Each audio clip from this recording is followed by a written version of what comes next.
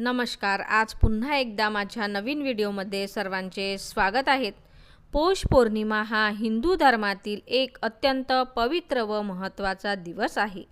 हिंदू पंचांगानुसार पौष महिन्यातील पौर्णिमा तिथीला हा दिवस साजरा केला जातो। धार्मिक, आध्यात्मिक तसेच सांस्कृतिक दृष्टीने या दिवसाला मोठे महत्त्व आहे। पौष पौर्णिमा कधी असते? पौष महिन्याच्या शुक्ल पक्षातील पौर्णिमा 2 ते 3 जानेवारी 2026 ला आलेली आहे। धार्मिक महत्त्व: पवित्र स्नान: पौष पौर्णिमेला नदी, तलाव किंवा पवित्र जलाशयात स्नान केल्यास सर्व पापांचा नाश होतो अशी श्रद्धा आहे। गंगा, गोदावरी, कृष्णा यांसारख्या नद्यांमध्ये स्नानास विशेष महत्त्व आहे। दान धर्म: या दिवशी केलेले दान अनेक पटींनी पुण्य देणारे मानले जाते। विशेष दान: तीळ, उबदार कपडे, शाल, ब्लँकेट, अन्नधान्य, गूळ, तांदूळ, दूध। भगवान विष्णूची पूजा: पौष पौर्णिमा ही भगवान विष्णूंना प्रिय आहे।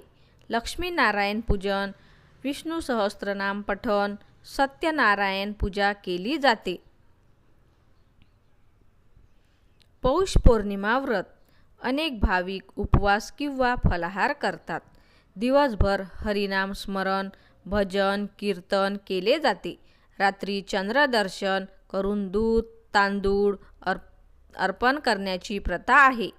आध्यात्मिक महत्त्व: पौष महिना हा तपस्या, संयम व साधनेचा काळ मानला जातो।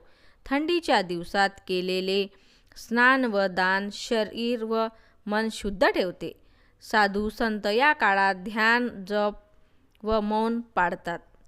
सामाजिक व सांस्कृतिक महत्त्व: अनेक गावात हरिपाठ, भजन, कीर्तन आयोजित होतात। काही ठिकाणी जत्रा व धार्मिक उत्सव समाजात सेवा, दान व एकोपा वाढतो। पौष पौर्णिमा हा भक्ती, दान, संयम आणि आध्यात्मिक उन्नतीचा दिवस आहे। श्रद्धेने केलेली पूजा व दान जीवनात सुख, शांती व समाधान आणते। पौष पौर्णिमेचे लाभ: पुण्यप्राप्ती, मानसिक शांती, आरोग्य लाभ, सकारात्मक विचार व ऊर्जा। तर माझा व्हिडिओ तुम्हाला कसा वाटला ते कमेंटमध्ये नक्की सांगा आणि माझ्या व्हिडिओला लाईक करा आणि माझ्या चॅनलला सबस्क्राईब करा। धन्यवाद।